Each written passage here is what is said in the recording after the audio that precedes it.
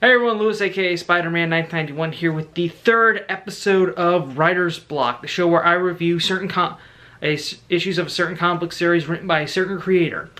And this episode is kind of the inspiration, what led to the inspiration to this show, because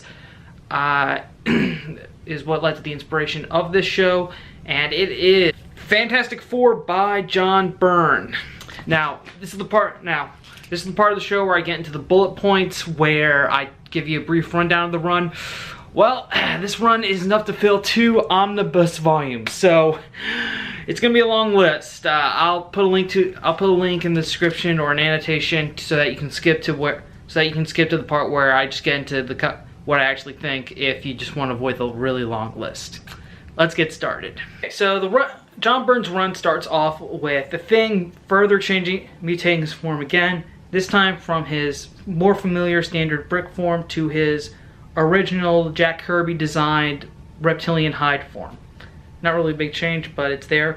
Also, Johnny Storm discovers that we're introduced to Johnny Storm's girlfriend, Frankie Ray, who Johnny shortly discovers actually has pyrokinetic abilities, as similar to Johnny's. Also, the Fantastic Four learn that the Inhumans are slowly being poisoned due to the air of Earth's atmosphere, because of all the pollution in the area at the time. So they decide to move the capital Inhuman city, Attilan, from the Himalayan mountains to the blue area of the moon, which is notable because it's the only area of the moon that has a breathable atmosphere.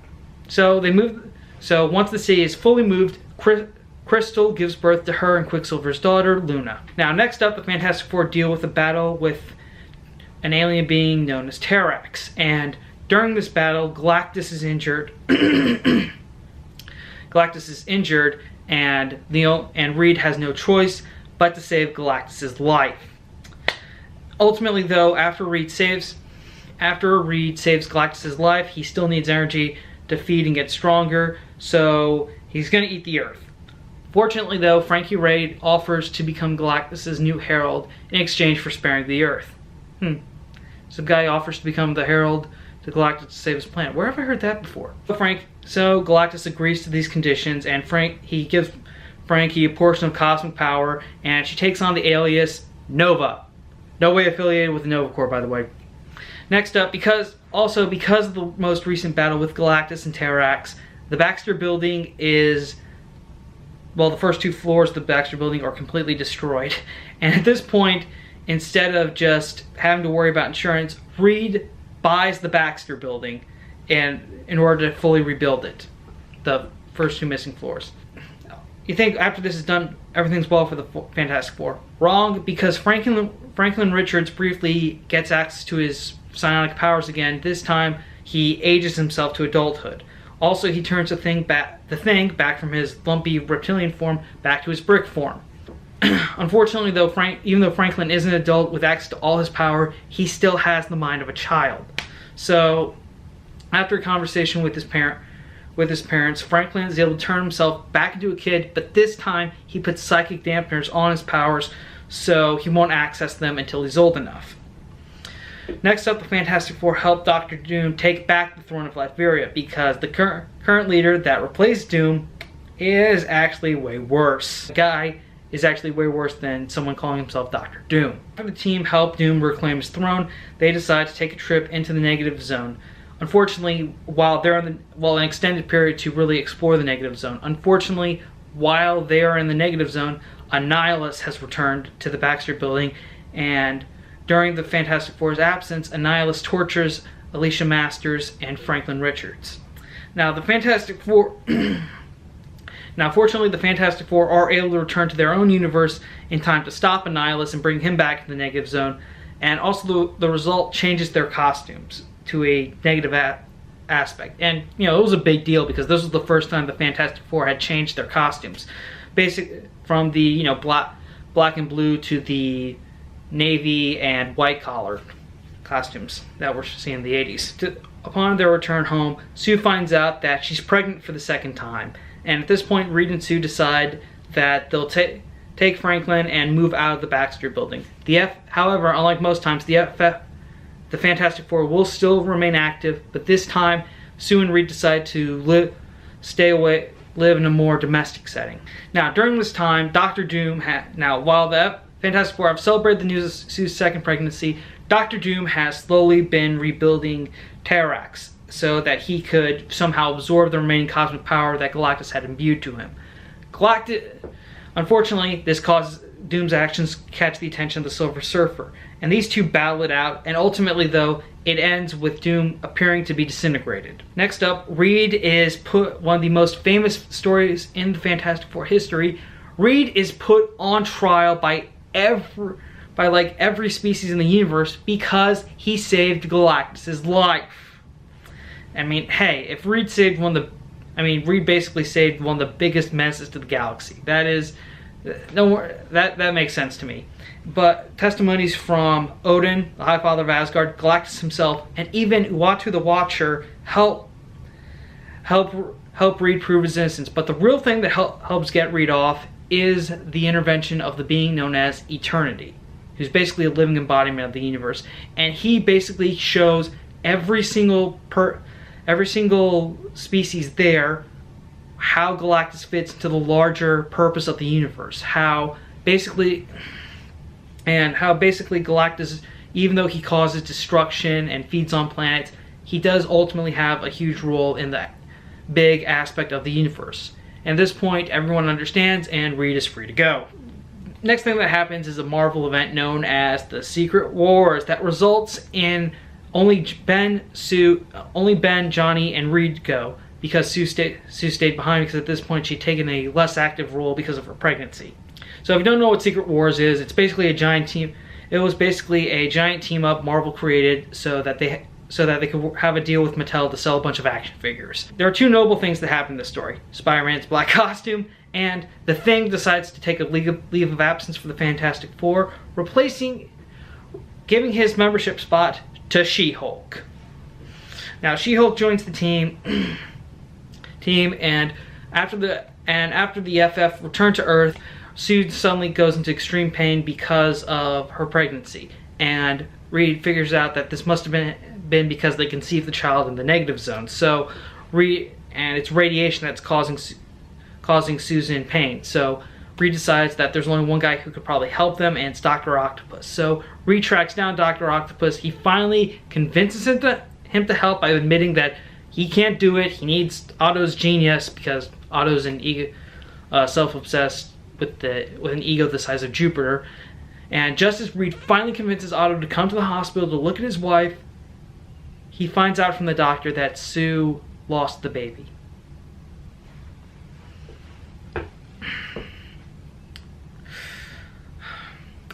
Eventually, though, the Thing returns to Earth, but he does not join the Fantastic Four, especially since he discovers that during his time away, Johnny and Alicia had started a romantic relationship. And Reed figures out that the real reason why, and also Ben finds out that Reed knew all along the whole reason why Ben could change back into his Thing and Ben Grimm form while they were on Battleworld.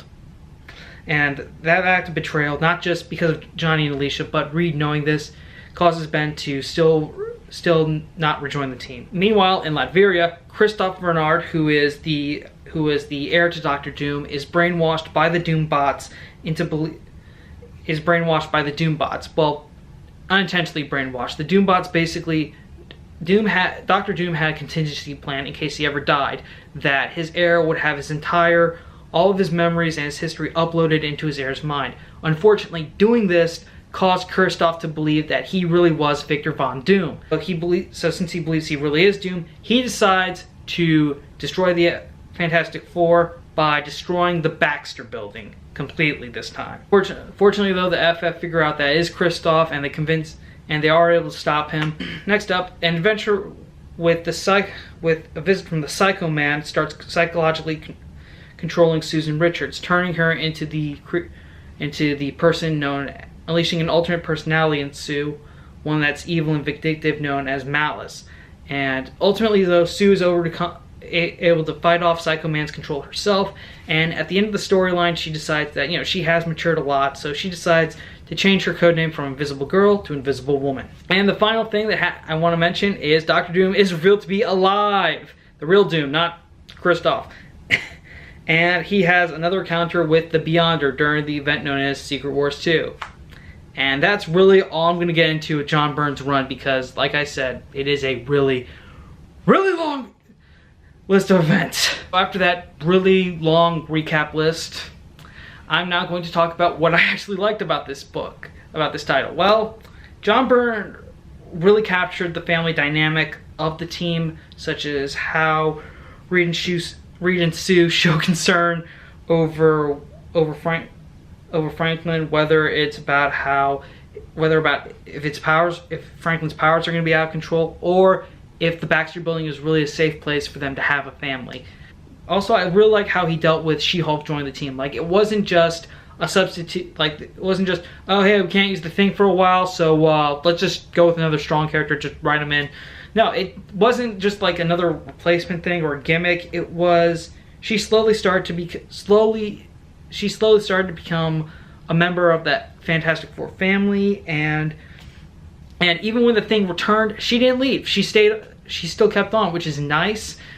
Kept on for a while until Ben was finally able to return. Doesn't happen. Ben's return officially doesn't happen in this run. Just letting you know that. Also, in current Fantastic Four titles, She-Hulk does return, and everyone welcomes her back with warm arms. It's nice. Also, Johnny and Alicia's relationship was another fun part of John Byrne's run. Johnny's relationship with Alicia really helped him to mature, and he didn't treat Alicia just like another girlfriend. It was someone Johnny started to take the relationship very seriously, and he saw Alicia as someone he could spend the rest of his life with. And also, Alicia, on the other hand, she didn't just go out with Johnny because Ben was gone, but no, she felt like, she and Ben were drifting apart, and that made sense that she would move on. Unfortunately, her choice being her ex's best friend, that's not awkward at all.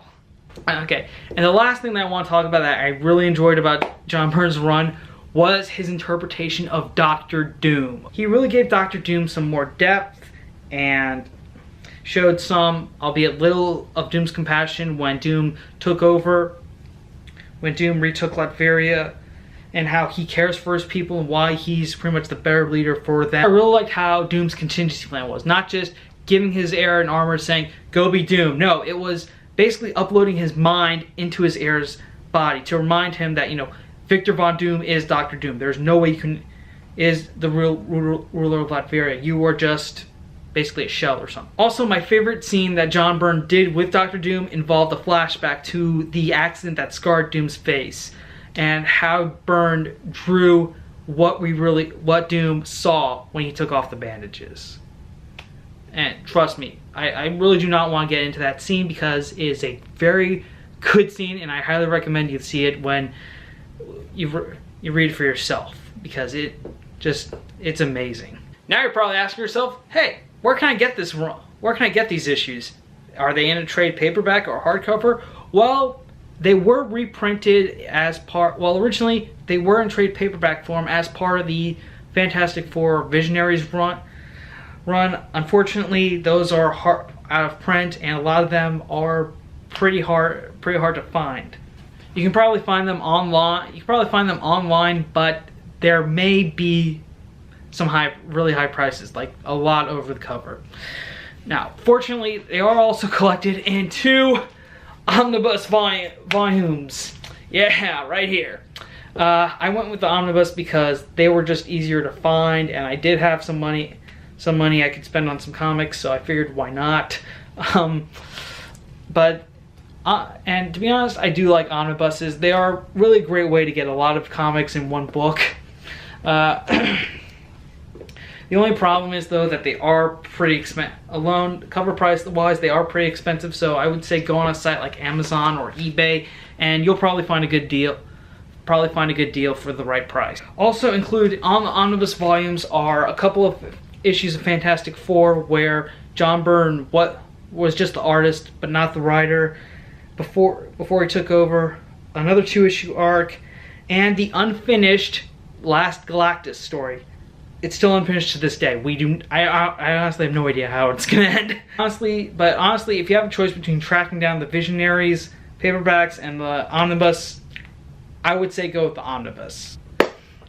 And that concludes the 3rd episode of Writer's Block. What do you guys think? I would really love to do more. I would really love to do another season of this series. I already have this season filmed and planned and ready to upload. So if you have any more ideas of any particular creative runs you want me to look at, let me know in the comments below. Thanks again for watching. There will be another episode next week, and we are not done with the Fantastic Four just yet. See you around. Later.